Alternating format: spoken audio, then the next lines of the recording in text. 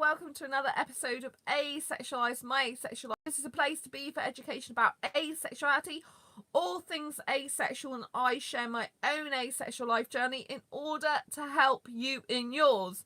If you just joined this channel and you haven't subscribed already, please hit that great big subscribe button now. Please hit that bell icon to get notified of every time I go live like now or post a new video. And don't forget to hit the thumbs up as we go along if you're enjoying this video. Excuse my throat. Also, I do apologise, I had some technical difficulties again, so this is the second attempt at doing this video. If you don't know who I am Sandra Bellamy, author of Asexual Perspectives 47 Asexual Stories, which is on Amazon. The link is down below. I'm also the founder of asexualise.com and Asexualise Academy, which is the world's first online training centre and school for asexuals and asexuality. There is a free Asexuality Basics for Beginners course down below this video if you want to go and sign up for that and do the video training course. It doesn't cost you any money whatsoever. It's absolutely free. Go and do that after this video. So in today's video, I want to talk to you about feeling lonely and give you some advice about what to do if you are feeling lonely. So I was recently in one of the asexual groups on Facebook, and I was really upset to see that someone had put that, you know, when they first found out they're asexual, they were so happy. They found, you know, they felt like they were understood and that finally they've met people like them, and then a few months have passed and they're beginning to hate their asexuality because they think they'll be lonely forever. And miserable, basically, to go with it, because obviously if you're lonely, a lot of people that are lonely feel quite miserable, because obviously lonely is not a nice feeling. So I was quite sad to see this, because I've noticed it quite a lot, that many asexuals seem to think that if they don't find a partner to love them without sex, they're going to be lonely forever. And it's something that really worries me, that why so many asexuals think that. Okay, so if you are in that position where you're feeling, oh, I'm asexual, I can't get anyone in the future, I'm lonely, I'm going to be lonely forever and die lonely and all the rest of it, right? What can you actually do about that? Because it's no good just knowing about this or thinking about it. You need to have practical steps just to know what to do about it, right? So first of all, you have to start learning to love yourself. If you don't already, you have to learn to be on your own, love yourself, and start treating yourself like you are your best friend and your own partner. How would you treat a partner? However you treat a partner, which hopefully would be very good, you should be treating yourself. So you should be taking yourself out, you know, self-dating, going out for meals, to the cinema. You know, you should be keeping yourself company, right? Everything that happens in life, you know, it will happen with you being the center of it, because you're in your own body, you know, and you are the center of your own life, if you know what I mean. If you don't love yourself, you're a bit stuck, because you're going to be with yourself for the rest of your life. Yeah, so you have to start loving yourself. That is core and essential. You have to start stopping any negative beliefs you got. So if you believe I'm unworthy of people loving me, I'm unworthy of getting friends, no one like me, I'm ugly, or I'm, you know, overweight, or I'm this and I'm that, and, you know, people get attracted to people who are attractive. So you have to become attractive to yourself first, if you know what I mean. You have to be a person who you like to be around, be a person who you like to spend time with, doing things you love. You know, if you are with yourself, spending time with yourself, doing stuff you love, telling yourself that you're worthy of love, being happy with yourself in that moment, whatever you're doing, then of course you're going to develop a greater sense of self-love, self-worth, and that's going to grow into self-confidence and self-esteem. You have to have all those things, because people are not going to be attracted to something that's not attractive. So I don't mean looks, I mean the whole persona. If you've got someone that's looking like this and going, nobody loves me, nobody wants me, I'm just ugly, I hate my life, it's all rubbish, don't want to be here, you know, I do understand that, because I was kind of there myself years ago. You know, I suffered depression, depression is very, very tough medical condition, right? So,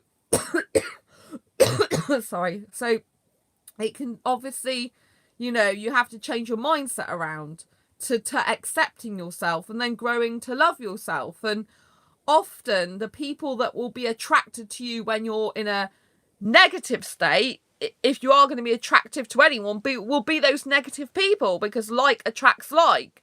But that's not going to help you self-love for when no one's around you. Do you see what I mean? You have to learn to love yourself unconditionally, or as unconditionally as possible. You have to accept that you have flaws, weaknesses, as well as strengths. But you have to start writing out your strengths, what you're good at, what you like doing, what you're passionate about. You know, you have to start focusing on the positive aspects of you. You know, what do you like about yourself? You know, you've got to spend the rest of your life with you. If you don't like who you are, then you're not really going to be much use to other people, aren't you? If you're down on yourself. I mean, I'm not being funny, but if you had a person come to you and start being really down on themselves all the time, how would that make you feel? Even if you're depressed, it's like, it's going to do one of two things. If you're depressed yourself, it's either going to make you more depressed, or you're going to agree with them because obviously that's how you feel, but then it will be perpetuating your feeling of depression and just continue it in a cycle. Now, obviously, if you're depressed, it's nice to talk to people sometimes that are like-minded, but you're never going to get out of the depression by talking to depressed people all the time. It's just not going to happen. So you need to find a way of being around people that aren't like you if you're depressed, being around positive people, people who see life in a different way in light. But, you know, you might have to, what they call, fake it till you make it, to a certain extent. You have to act like you're happy and feel, but not just act it, feel it with emotion and imagine what it would be like, even if you don't feel it, in order to become it. It's like when you start riding a bike when you're a kid, right? You have to, you know, you don't know how to ride a bike. You may think you're going to fall off it. You may fall off it, you know. You may be unstable and wobbly. But you have to think, I can do this, and carry on practicing and practicing and practicing until you can do it. It doesn't come naturally to you. Like most things in life don't come naturally to you. Some people are not naturally happy people. But you have to try and find ways to be happy by doing any little things that you enjoy, that you like, that give you any sort of pleasure whatsoever. Even if it's taking a hot bath, or going for a walk with a dog if you've got a dog, you know, doing some ironing and chilling out with the ironing, you know, watching comedy and stuff like that. Just, you know, do what makes you feel good, but do it repetitively. You should be doing things that make you feel good daily, over and over again. It's like a medicine. You have to keep topped up on medicine. You have to keep topping up on happiness and feeling good about yourself all the time. It's an ongoing process. You know, especially if you've had any childhood trauma. Unfortunately, childhood trauma tends to stay with you throughout the majority of your life unless you work through the issues. But it can take a long time throughout your adulthood to keep working through those issues. But you're not that child anymore, even though you probably feel like it. You're yourself. You have to live in the moment now, because anything could happen in your life in the future, and that means good things. So you have to come from, first of all, in order to stop feeling alone, you have to get a greater sense of self-worth. You know, really start liking yourself. You know, I hear some asexual, they're going, I hate myself. I hate myself. You know, what good is that going to do you? Ask yourself, what good is it going to do you hating yourself? What's good's going to come of it? How is it going to change your life? How is it going to make your life better? And the problem with depression a lot of the time is you can get in a cycle that you'll get used to that. You get used to that lifestyle. You get used to being depressed. You get used to not being happy, and it kind of becomes a bit of a routine, and you have to break that routine. And once you start liking yourself even a little bit, you know, it does help. Obviously, so I've covered that you've got to have a sense of self-worth and everything like that, and you shouldn't look to external influences for your happiness, because if those external influences go away, then you'll be unhappy again. So you should always look from within your own soul. However, I do understand that if you've had so much negativity in your life, it can be hard to think you're any good or worth anything if people all your life has made you feel down and worthless. Or if you're going to a situation, or you're in one now, where you think that no one will love you for who you are. But that simply isn't true. It just may not be the love in the same way that you want it to be. And love is still a beautiful thing though, right? Excuse me, I'm just going to have some water. So basically, once you've tried to develop your own self-love, self-esteem, which you need to keep working on, right? In order to stop being lonely, I need to say this to you now. You have to find those quality friends, right? Your mission in life is to find quality friends. What I mean by that is you have to find the friends that are going to be lifelong friends, or at least for the foreseeable future friends, as much as lifelong friends as you can possibly imagine. You don't know what's going to happen in the future. Some people might move away, which is a sad fact of life sometimes, but sometimes it happens. But you need to find a good handful of quality friends, ones that you trust, that you can rely on, that you both want to be friends forever, that you both care about each other, you both want to spend some time together. You have to find these people, and it can take a very long time. But I'm saying this to you now because what happens in life is obviously your family, like your parents if you got them still, and grandparents or whatever, they're not going to be around forever, right? So eventually you're going to get down to a stage where you're on your own generation. If you've got brothers or sisters, that's fortunate. I don't have any brothers or sisters. When my parents, I'll be on my own. So that's obviously more difficult for me than someone who's got brothers and sisters, or who's got aunts and uncles or cousins that they're really close to, for example. Or they can they see. Do you see what I mean? I'll be on my own, I don't have brothers or sisters. So you've got to plan for the future. So you've got to really come from a place of self-love, self-worth. So if anything happens, you've still got you to rely on and to love. But also, you've got to try and find those really good quality friends, because part of well-being, I was a teacher in the UK for the NHS, National Health Service, right? And I taught, social media for the recovery of mental ill health. And we used to incorporate the 5 ways to well-being in a lot of our teachings, because I used to be involved in another organisation, Be Involved Devon, which used to teach the 5 ways to well-being. So we used to kind of incorporate those as well into these recovery from mental ill health courses. And one of the ways to well-being is connection. You have to feel connected to people. That's why people love the internet so much, because we're connected globally to thousands of people at our fingertips. And obviously, if you are lonely, if you're very isolated, for example, maybe you haven't got a car, or you're out in the countryside, or maybe maybe you've got a disability or an illness that stops you going out. Maybe you have to rely on someone to take you out. Maybe you're quite, cut off in the stick somewhere. Maybe you're just, got a problem with going out. You got social anxiety, all that type of thing. Then, connection is important. So make as many connections as you can online that are healthy connections, right? There's some people, they're going to be online, they're going to become unhealthy connections, right? They're going to plague your time, as in, talk about stuff that's going to be bad and depressing and miserable. And if they do a lot of that consistently, those are people that you can't carry on being friends with all the time, because they will just make you like them. So you have to make as many connections as possible with people that you can relate to, but that make you feel good. Obviously, they're not going to be happy all the time. No one is. So true friendship is going through the bad times and good times. But the person should always want to be developing themselves, growing themselves, changing, helping themselves. They should just be temporarily stuck, upset or whatever. They shouldn't be like that for the foreseeable future, if you know what I mean. Because if you're just around all those same type of friends, you're not going to get a good mindset yourself. Do you see what I mean? So you have to take care of yourself. So make as many connections with people as you can, with people you relate to. And that's, on Facebook, on Twitter, or in forums, in groups online. Make those connections. But although you have connections, you could have a huge quantity of connections. Sorry, this video's lagging a bit. Quantity of connections. You want to try and find those close quality friends. So you're looking for quality friends, not quantity. So you can have quantity connections but quality friends.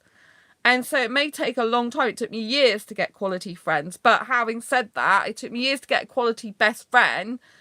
And then asexual friends, I had 3 that I made good quality, 3 asexual good quality friends last year. BFF, very close friends. It's just amazing. And they're like my family. Do you know what I mean? My best friend who's not asexual and my 3 asexual friends. They're like family to me, you know? And I know that we'll want to spend time with each other, see each other as much as we can. And that's just given me really, really lots of happiness inside my heart, you know? Lots of happiness. And I realise that it's really essential that you try and make as many quality friends. Well, I say as many as you can.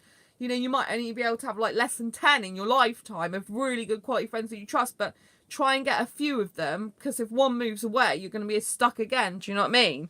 But only stuck necessarily temporarily, because there could be loads more quality friends that come in your life. You know, when one leaves and goes to another country, there might be another one that comes in. So don't think it's the end of the world if they do.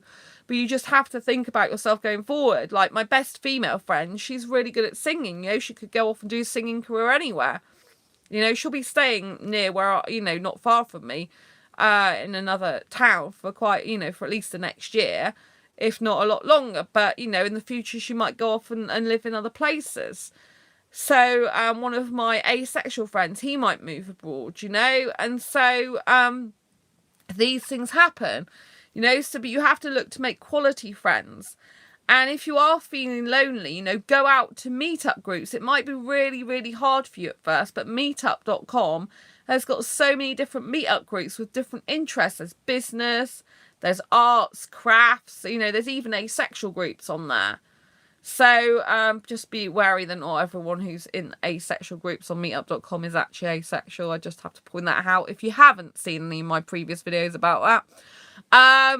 And, you know, there's asexual groups online. And the best thing about making friends in asexual groups online is that you can, you know, then arrange meetups to meet up with people outside of the groups. You know, you can start Skyping, having a chat with them if you're meeting them on their own, and then, you know, meet up with them. Don't just meet up with someone you don't know off the internet without video chatting to them first, because sadly some of them are using photographs from about 5 years or more older, and they look completely different. Sometimes one of my friends met an asexual guy who was using a picture, must have been 10 years difference or more, and he was quite shocked. I was quite shocked because me and my friend both met this guy at the UK Asexuality conference, but when he was on meetup.com, his picture, we didn't recognise him because he's, well, I certainly didn't recognise him because he looks a lot different in his picture, a lot younger. And my friend met up with him and he reckons it's probably about 10-15 years difference or something. It's very, very strange, you know. And really, it you know, obviously it's the same person, but I didn't know it was the same person, you know. So just, you know, be very careful about people, you know, being very different. I met someone on, where was it? I spoke to someone on one of the asexual sites. Was it Acebook? And they're like, oh yeah, my picture's 5 year different. I've got long hair now. I'm this, that, and the other. And it's just like, do you know what I mean? It's like, if your picture's 5 years old and you pretty much look nearly the same as you do now, fair enough. But if you've changed your hair and you look completely different, and, you know, or you're much older and stuff, it's not good. I met a guy from Mexico a long time ago. I think that was, he was like 28 or something, and I had a picture when he was 18 or something on there. It's really weird, like 10 years difference, and he looked much different. And so you've got to be very careful, but don't be too careful at the sense that you never make any friends, because that's just not good. You know, everyone's a stranger until you get to know them. And so go in asexual groups on Facebook, asexuality.org. You know, go and you can make friends and forums there. I find it harder to make friends on there, to be honest, on asexuality.org. But I know some people even met their life partner through there, but I do find it harder on there. I'm not on asexuality.org very much, Avon, it's otherwise known as. I go on asexualitic.com sometimes, and ace-book.net sometimes. But there's also ASAP that I've mentioned before, which is an asexual dating and social network app for Android and Android and Apple phones, so iPhones.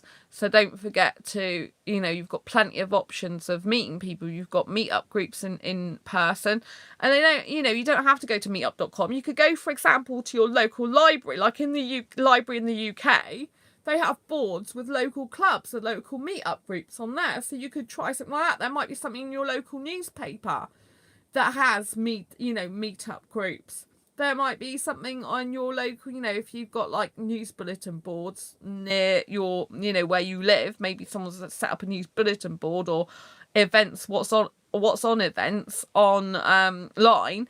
Then you could look at those and think about going to one of them, because if you're not getting out the house and maybe you haven't got any friends and it's really difficult for you to make friends, which I do understand, it's hard sometimes. It can be really hard and tough. Your aim at the end of the day has got to be to look after yourself. You need some friends, because you need that human connection. Like I was saying, one of the ways to well-being is connection, and that means not just people in the internet, but on the internet, should I say, but in person. You need that in-person contact, that feeling of warmth near you, that feeling of the, when you see a person's face light up and they're there in front of you, and you can give them a hug, and you can just be there in the moment with them, and you can go on day trips together. You can chat for hours on end. You can't always do all this stuff very easy over the internet. So, your job is to start loving yourself, getting confident, self-esteem, self-worth, thinking you are worthy. People will like talking to you. People will enjoy your company. Doesn't matter what anyone said before, whether it's family, friends, or whatever. Oh, you're like this, you're like that. Just ignore them. Right? Not everyone's going to like you, and not everyone's going to like everything about you, including your own family. And sometimes, because you might be very different to your family, even though they brought you into the world, So you've got to decide what you do like about yourself, and if you don't like something about yourself, you've got to gradually try and change that. But you have to accept what is. You can't change everything overnight. You have to accept yourself as you are, with your flaws or things that you're not quite good at, and you have to get a really good sense of self-worth.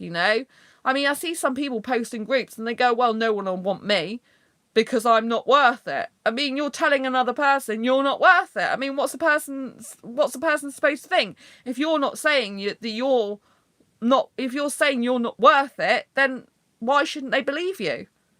If you're being honest and truthful, why shouldn't they think, oh, that person's telling me they're not worth it? Okay, so thanks for the advice. Bye. Out the door. Do you see what I mean? You've got to think that you're worth it. You've got to think you're worth talking to. You're a kind, caring person. If you know you're not a kind, caring person, you've got to change it, right? You can't go through life being this reactive person, this person that's like a sponge soaking everything up around them that's given to them. Do you know what I mean? You have to be the beaming shine of light that is, coming out from within and shining your great big light around everywhere. Do you see what I'm saying? You can't just absorb everyone's criticism, take it to heart, and absorb your own negativity and just be in this bundle of negativity about yourself. The reality is you have to live yourself for the rest of your life. So I say, make it a positive reflection of yourself. Make it a good one. You have to understand as well, other people's problems are not your problems. Some people aren't nice all the time. Sometimes you'll have friends and you might not like everything about them. They might not everything about you, but they can still love you for who you are. And so make sure you work on that. Do that inner work, to love yourself, to like yourself, to feel good about yourself. It's hard if you've grown up and people have told you you're this, that, and the other. But the fact you took it to heart and believed them means that you're lowering your sense of self-worth, and you'll just, perpetuate your own feeling of being bad. And I don't want you to do that, because you're beautiful and lovely. I want you to believe that you're worthy, that you are good. I want you to see the qualities and the skills and the positivities about you. I want you to see that you're a lovely person, or become that lovely person, which you can become. You've got a choice in life, But then, you need to go to meet-up groups, go on in and online, make as many connections as you can that you're comfortable with. Don't just, if for example, that you hate horror movies, you hate heavy metal, you hate sport, you hate traveling and you've got a person that's online that likes all those things, you've got nothing in common, you don't need to bother making a connection with them, right? I'm not, what I mean by saying make lots of connections that are relative to you, that you have some things in common. And some of those people, you know, you'll have acquaintances that you make friends with, right? Online friends, I put in loose terms because they're not really your friends, they're more like acquaintances. But you'll have those type of people. It's still good to know of those type of people, because then you can get different viewpoints sometimes on life and things.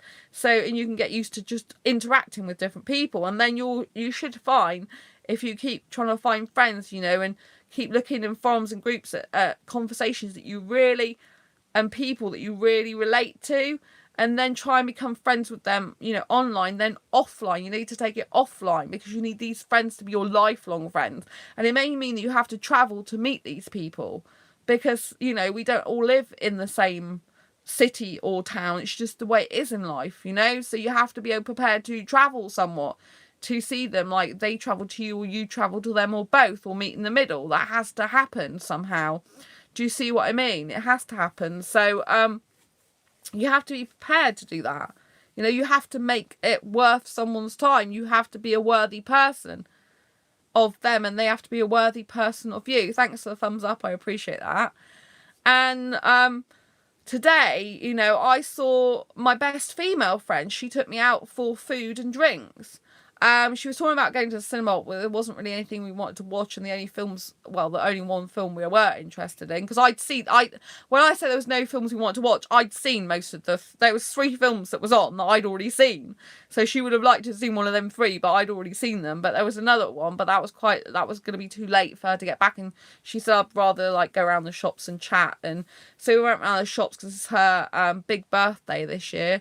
She's older than me quite a bit, but she doesn't look older than, you know, I mean, she looks like, when I say she doesn't look older, she does, I'd say she looks older than me, because someone commented your friend looks older than you, but she still looks a lot younger than she is. So she's 50 this year, 50, and she's got this massive party going on, and she's paying for me to stay in a hotel the night before, on that night. So I'm going to the check-in at the hotel. I'm going to be spending that night at her party on the 12th of April this year. So yeah, you won't get a live stream from me that night. I don't know if I have time to do one in the day, because I've got to get there and help her blow balloons up. And she's having this massive party that she's paying for herself, because she doesn't have any parents. She was adopted and they're no longer here.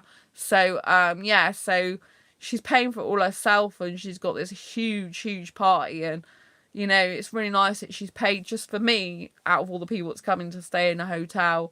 And I just think that's amazing of her. It's really, really lovely. And she's the bestest female friend I've ever had in my life, you know. I have never, ever met someone as caring towards me as her before she came along. I've got other friends. I have got another female friend from school who I consider a best friend as well. But this particular friend, she's like bestest, as in the sense of, you know, she's there for me. She'll go out of her way. She doesn't live in my city. She lives in a town, and she usually has to get a train and a bus, or get a train and a lift. And so, like, today she got a train back and then a taxi, you know. And so, you know, she took me out for food and drinks, and it was just incredible, you know. And she will go out of her way to see me, because she actually says sometimes, you know, I just miss you. And I hadn't had that before in a friend. And these are the type of people you need to be getting in your life. The people that actually care, the people that want to talk to you, the people that, if they haven't heard from you for a little while, be like, how are you doing? How's everything going, you know? And really care about you. But it takes time to get these friends, so it's better to start now than leave it, you know, and better to tackle these things head on. What I don't want for you, if you are thinking you're going to be lonely, I don't want that to be your fate for you. You know, I don't want you to self-prophesize things that you can stop from happening. You know, I mean, none of us know what's going to happen to us in years to come. None of us know that, and that is a really scary thing. But it's much better if you're taking charge of your life than letting your life take charge of you. You know, you need to take control of your life and really hone in on getting these really good friends, but that can take a long time. So you'll have to work for some people. You have to work out who online you can talk to quite a bit. You know, I've got a friend in America, an asexual guy friend, and we talk like regularly. but I'll never meet him unless he comes over to the UK. It's possible he might come from a holiday, but that would be it. So it's possible I might meet him one day. But, you know, we talk regularly, like really, like, good best friends type thing. But he's not, he's a close online friend, but I can't ever see him, you know, I might see him once in my life, maybe, if I'm lucky, if you know what I mean. So, although he's a really good friend, he can't be a bestest friend in the sense I can't see him in person, if you know what I mean. But he's still there for me, and I do like that, and I cherish that friendship for you know, I hope we'll be friends for a very, very long time, years to come. I think we will be, and I do cherish that. So you can still find really good, close online friends as well, and that is important because, you know, if you've got people that do go out of your life, at least you'll have someone to talk to. But don't forget, you have to make sure you self-love, because you don't know what's going to happen to all these people. You don't know if the internet's going to go funny years to come. You're going to get cut off from them. You don't know what's going to happen, and that's why I say it's really best to get in-person friends, you know. I mean, it's very difficult for me this year because I've got an in-person friend, like I consider a best friend, who's not asexual, and he won't return my messages, and we've been friends for 6 years, and it's really bizarre. I don't know if something's happened to him, or if he's just decided not talking to me now, or if he can't talk to me because something's happened in his family. I mean, I've done nothing wrong, so I don't know. It's bizarre. I tried to contact him for his birthday in early December, over Christmas, New Year, and his Facebook Messenger, he comes on there and then goes off it again. But I've texted him on his phone, and it's so sad because I've been friends with him for 6 years, and it really is hard for me. I'd rather him tell me, you know. I said, just say yes, that you're okay. That's all you have to say to me, and he doesn't. And so I don't know what's going on with him, but I just have to think that, you know, he hasn't unfriended me. He's still got my post on there when I tagged him from the UK Asexuality conference. So I think if it's my asexuality, which is, you know, not my problem anyway, if he's got a problem with that, but I don't think he would, because he met me and my other asexual friend up there in London when we the night before I did the UK Asexuality conference. Martin came with me to film that, and Martin met my other friend up there, and he travelled 2 hours to see me. He had to wait in a whole hour because his train was late just to see me, and that was the day before the conference. And, you know, I was chatting away about asexuality, so I don't think he should have a problem with me being asexual or me talking about asexuality. I know I've occasionally mentioned, oh, you know, sometimes he leads more of an asexual life than I do, because he hardly ever talks about, you know, I don't hear him talking about women, so he seems to, you know, and like laugh. I don't know if he's ever heard me say that, but, you know, that shouldn't really break a friendship up. So I don't know if something's happened to him or his family. I don't know what's going on. So, you know, it can make you really distraught when you've been friends with someone for a very long time, and then things like this happen and you don't know why it is. And, you know, I still don't know why it is. So, you know, it can be heartbreaking, and I just have to let you know that, you know, that I do feel for you and I do understand. And I had a best friend when I was a kid. I thought we'd always be best friends to a certain extent, but she was a different age to me, and I kind of let her go because I wanted her to be around friends more of her own age. But then, you know, it's just like she doesn't speak to me now. That's just the way it is. So some people do move on, some people do change, and some people, you know, you can't make someone stay your friend. That's why you've got to get a handful of good quality friends, or as many as you can possibly get of quality friends. And when I say as many, you're probably likely maybe get less than 10 in your lifetime, or less than 10 at a time, you know. You might only have 4 or 5, or a couple, or one, you know, but it's best to get a good amount as you can, quality friends, which isn't going to be tons, but, you know, so if one does go or decide for some reason they can't speak to you or whatever, that you've got other things and friends to speak to. And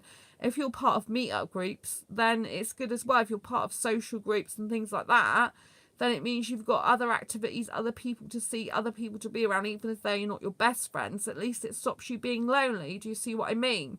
In terms of relationship, you know, we might have to settle or be happy with just friendship for a long time with people, you know. The best relationships are based on good friendship. And so being good friends with people can really stop the loneliness. It can really help deplete it, at least, because if you've got those friends that you can spend time with, go out with, you're not just sat festering in your own mind all the time about your own life and about yourself, analysing all the time. Because a lot of people, I think, that are lonely I think you can spend a lot of time in your head analysing things and getting worked up and worried. You know, like when you go out with friends, you don't really think about your worries and your cares and stuff like that. You don't really focus on negative so much, especially if you've got friends that make you laugh. You just laugh in the moment and you just be really happy, you know. So it's important to get these friends. It's important to self-love first, get the friends, but obviously you need to be attractive to the friends in the sense of, you know, don't just speak completely negatively when you see them, because no one wants to be around that. Even it's hard to hear that, you know, if you're a depressed person. But even if you're depressed, just think when you're out, trying to not think about your depression and just to talk to people and be friendly and kind to them and chat back to them, and don't think about your depression, you know. Try and just put it out of your head and focus on the people in front of you in the here and now. You know, it's so important. But you know, again, I mean, another thing with loneliness, I started a blog years ago. I've been blogging on my quirkybooks.wordpress.com blog for over 8 years now. And I had some blogging friends. A WordPress blog is a great thing. You can, WordPress.com, you can just sign up for a blog and you can make blogging friends. And I met one of those friends in person. You know, and I've got blogging friends that I've had online for ages. And you can go to their blog, comment, they can go to yours. And it is an online friendship of sorts. And so even if you hadn't thought about that, even if you don't want to like go into loads of forums, you can go and start a blog. And you can go, what you do is you have to go on other people's blogs, comment on their posts and stuff, and then they will come over to you and start commenting on yours. And you can just, you know, if you don't really want to write much, you can just put some photographs up and say, I went here today and stuff like that. And, you know, people get involved in each other's lives then, and that's a really good thing if you're feeling quite isolated. It's something you can control yourself. Or like blog is something you can feel in control of. It can give you a voice. It can, you know, share your passions. It can stop you feeling so lonely or depressed, you know, and you can share your thoughts on there. And a blog's really handy, I think, very handy. You know, obviously you can start forum threads and forums and stuff like that, but the whole point is you need that connection. So to stop being lonely, you need to feel connected to the world, the planet, the universe, and people.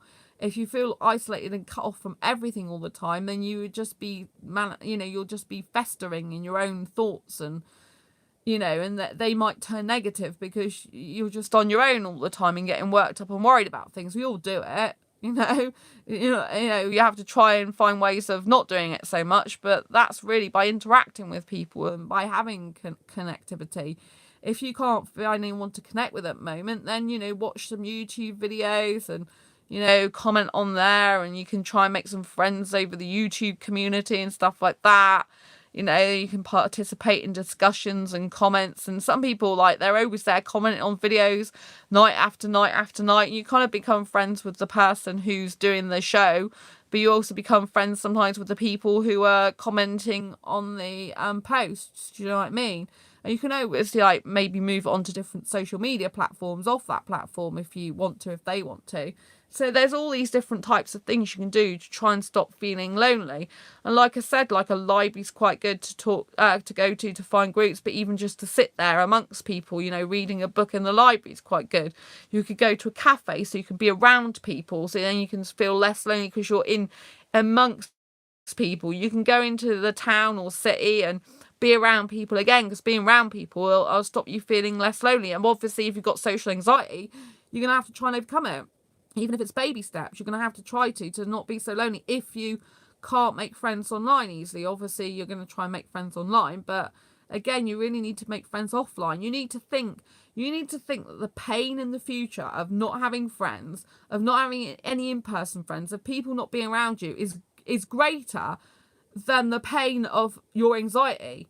Once the pain of not having these people in your life in the future is greater than the pain of your anxiety, you'll do it. You'll push through your anxiety. You'll be like, no, because I'm, you know, because I mean, I get worried if my parents, you know, and then there's just me.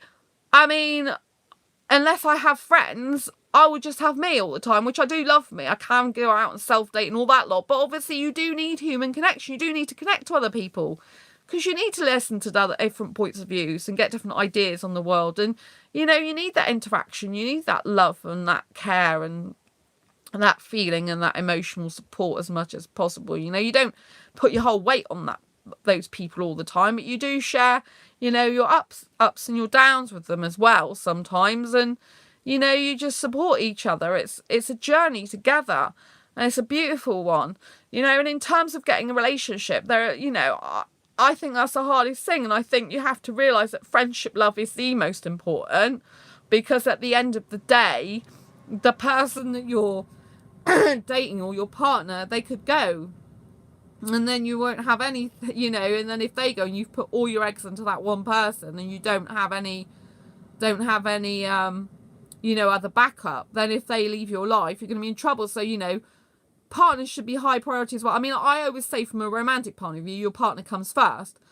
But at the end of the day, you've got to think that your friends will probably be around forever or a very long time. Partners may come and go unless your partner is your best friend and soulmate and you really trust them and believe them. But even then, you know, don't not have your friends. Friends are always important. You have to have friends beside the partner always.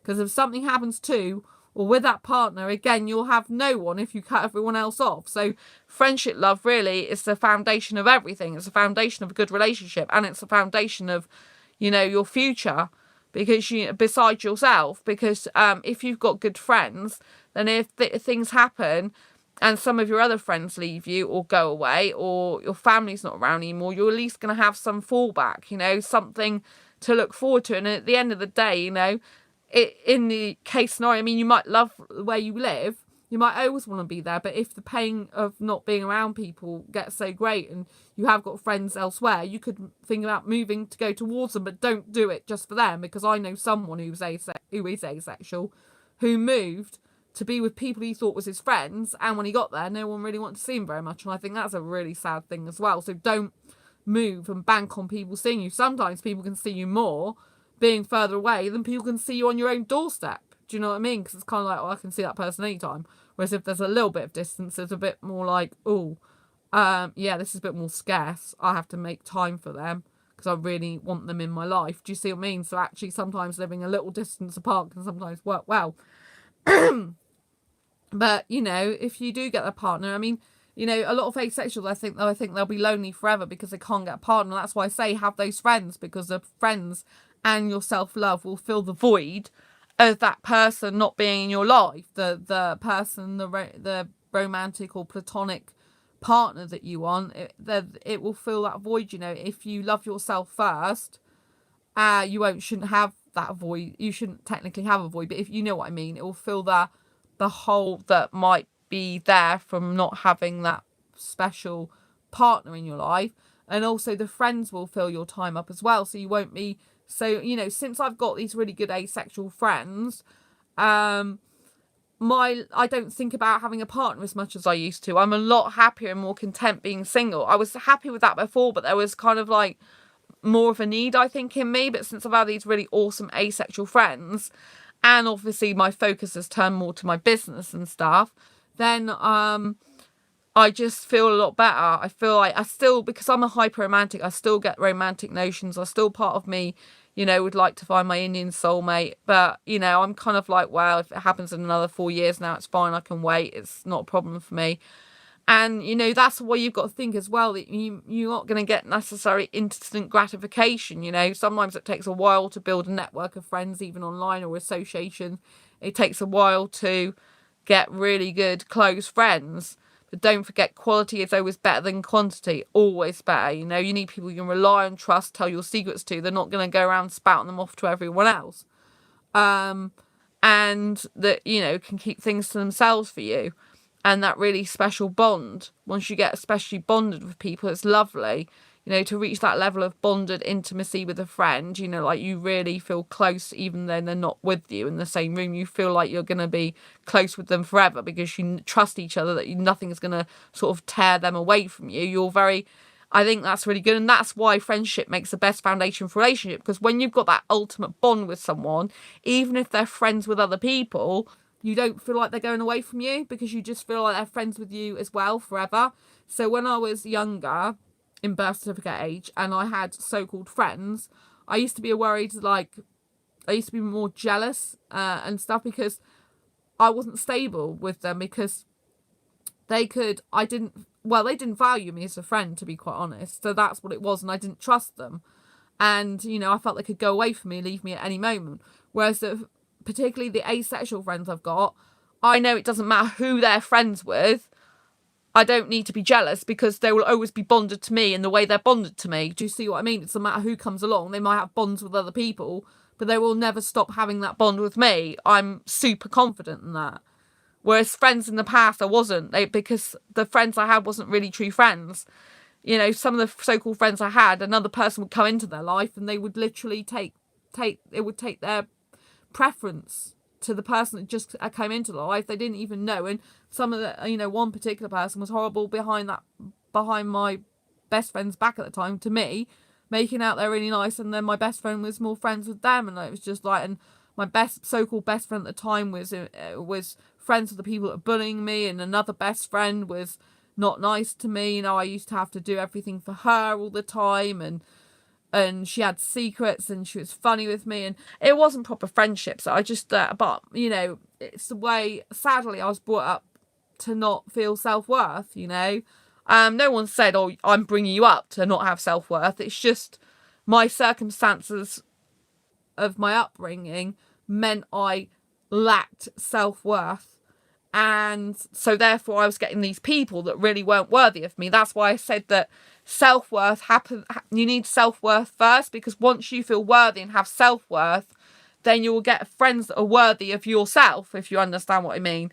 When you lack self-worth, it feels like people are going to go away and leave you any minute, and they will, because they're not your true friends.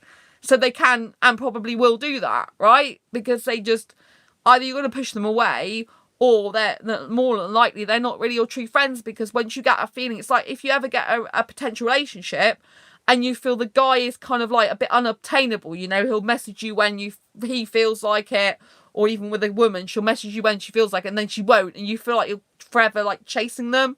I don't know if you've ever had that feeling before with a potential relationship where you can't quite reach them, you know. They speak to you sometimes, make you feel really good, and then they'll disappear for a bit, you know. Those type of relationships are no good for you.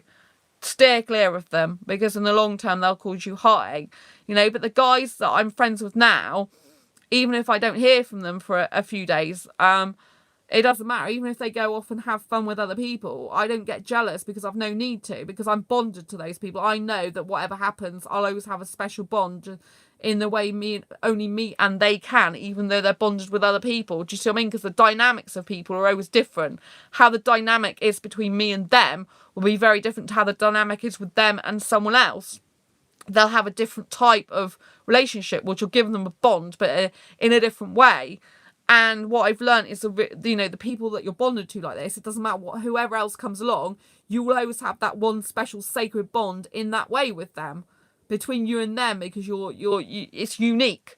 So it doesn't matter if 50 people come along, you'll still have that unique bond, because it's a unique bond. There's no other person in the world like you and like them, and so you'll always have that dynamic if it's a really close bonded friendship. Do you know what I mean? And even if they get boyfriends and girlfriends or whatever, yes, that will all alter it. It's going to alter it. I'm not going to lie to you. It probably will alter the dynamic somewhat.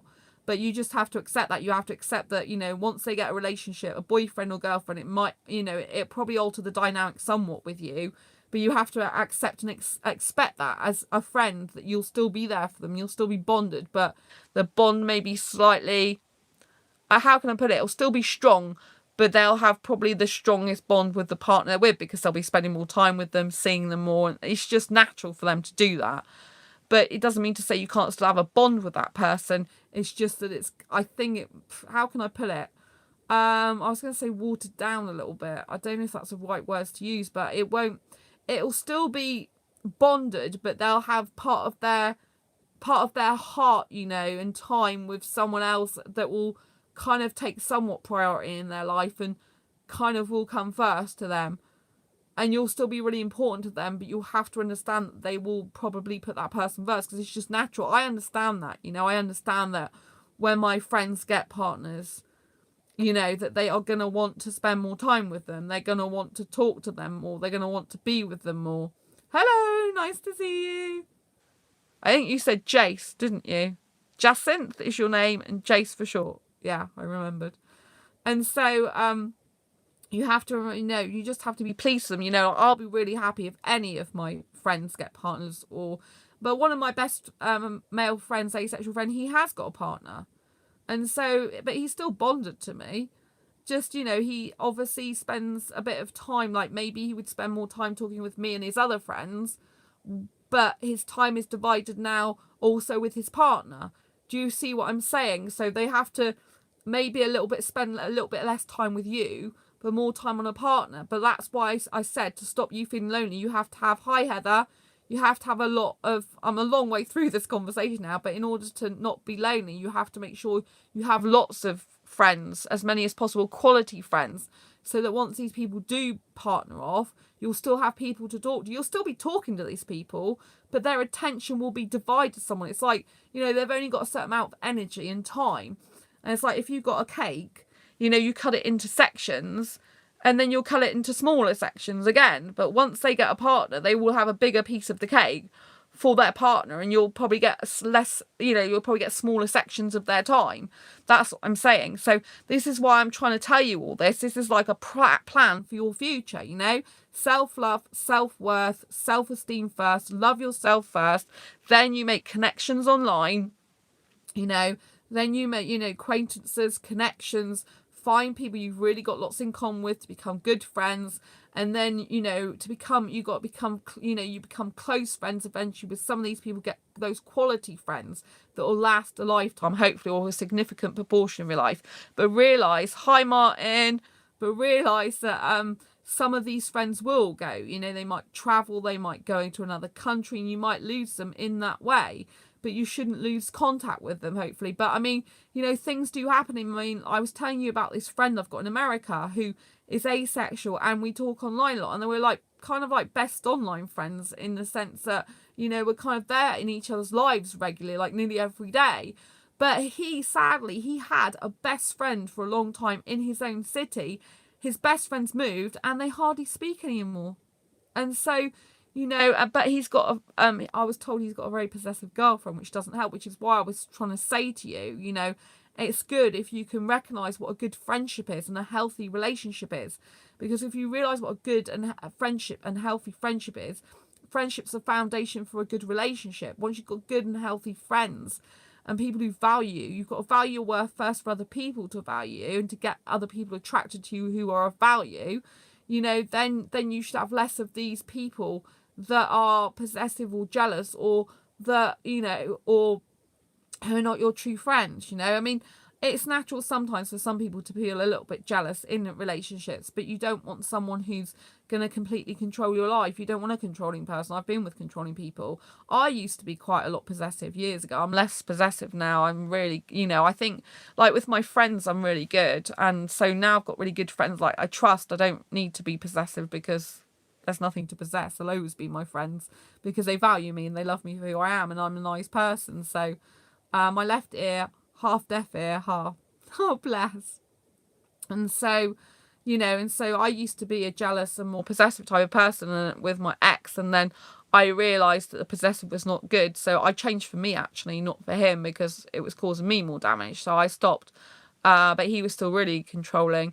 But I wasn't an angel in that way. I was very, you know, I used to get jealous, but then I had good reason to. I mean, in the end, you know, he was seeing this other woman, and so, you know, all my sort of fears and insecurities about him and problems and issues actually were true.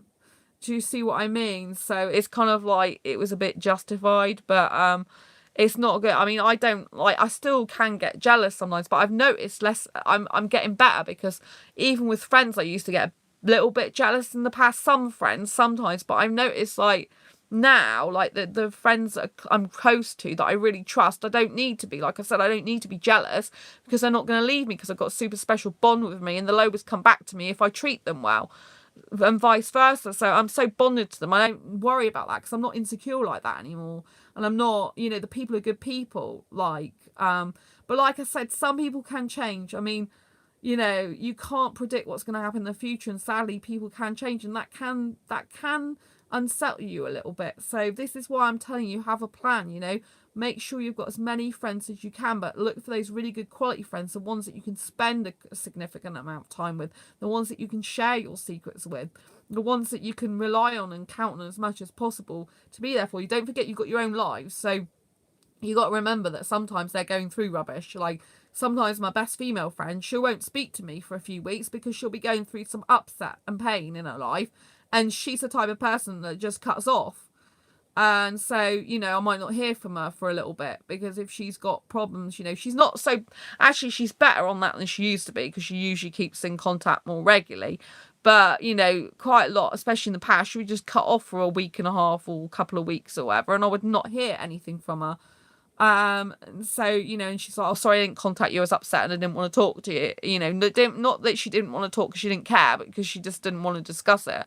And she'd rather just, like, go home from work and just be with herself, which is fine. So you got to understand that different people have got different things, and sometimes if people have issues and upset and pain in their life, it's not necessarily anything to do with you, and you just have to let them have their space. And that's why it's so important, again, to have more friends than just one as well, because obviously if that person can't see you, and you're like, maybe you've been stuck in the house for 2 weeks and need to get out and see someone or phone someone, you know, you need more friends. And it's so important. You need clubs and places to go to, things of interest, that, you know, that if you haven't got those friends, you know, if you want to go to clubs and stuff, you've still got that, places you can go out. Or, you know, don't forget, like I said at the beginning of this video, self-dating is so important. Like, find places you love, like restaurants you like to go to, parks you might like to take a walk in, cinema you might like to go to, museums you might like to visit, you know, cafes, restaurants, whatever. And just make sure you've got a huge list of things that make you happy in places you want to go, so you can take yourself off there, so you don't rely on anyone, you know. So you have to think, right, okay, if I had no friends, if I had no loved one with me, how would I stop myself feeling lonely? And you have to think about this question. You can't avoid it. You can't say, oh, I'm going to be lonely, and just get so upset about it and not think it. That, you know, that's going to make you worse. You have to think, okay, what advice would I give myself to myself right now if I had no friends, no partner, my family wasn't around? What would I do? And, you know, the advice I give to myself is, first of all, I'd make sure that I'm keeping myself, you know, amused. I'd, you know, go online probably. I'd look at YouTube videos of people I relate to. Like I said, I'd probably go on blogs and comment on there, start a blog if I hadn't already. I've already got one, and go in forums and groups online. And, you know, I'd be online quite a lot because I'd want to make friends and connections and talk to people and stuff. If I, you know, as far as self-dating, I'd go to the cinema and zoo, aquarium, theme park, everything I love to do now on my own anyway. So I go and do all that and watch some comedy if I wanted to. And, you know, sometimes you might want to switch the TV on to have a bit of, like, connection to the outside world. A lot of the time I mean, personally, I don't use a TV usually, apart from for movies a lot of the time, because a lot of it's very, very disturbing stuff. You know, you don't want to be putting bad stuff in your head. If you're feeling lonely, the last thing you want to do is perpetuate things that will frighten you. So if you watch things like the news, it's got rape, violence, murder and all that lot on, it's not going to help you with your mindset. If you're feeling lonely, it's just going to make you feel scared to be on your own. Do you see what I mean? So, you know, watch things like comedy, things that make you happy, put music on that makes you feel good about yourself, you know, and really just try and find ways to make yourself happy. Because if you're lonely, you know, loneliness comes from a lack of connection, but it can also come from the fact that your life is unfulfilled and that you're not making yourself happy. So go and do your hobbies, interests, get out into groups, you know, go and meet people and stuff. That's my suggestions. Anyway, I hope you've liked this video. I hope you found it useful, helpful and insightful. Please give this video a thumbs up if you like it. I know I've got a couple of thumbs up already. If you've just come in towards the end of this video, please do watch it back from the beginning, because it's really good advice on how to not, you know, if you're feeling lonely, what to do. And I've loved having you on my community tonight. Thank you all so much for turning up again. I love you so much. Thank you, Heather. Thank you, Martin. Thank you, Jacinth. And there's been someone else watching always as well. So I really appreciate you being here. I love you so much. And I will see you on the next video. Don't forget, if you're new to this channel, don't forget to hit the subscribe button down below. Hit that bell icon to get notified of every time I go live like now or post a new video. Give this video a thumbs up if you like it. And I will see you on the next live stream or video. Take care. Bye. Take care. Bye.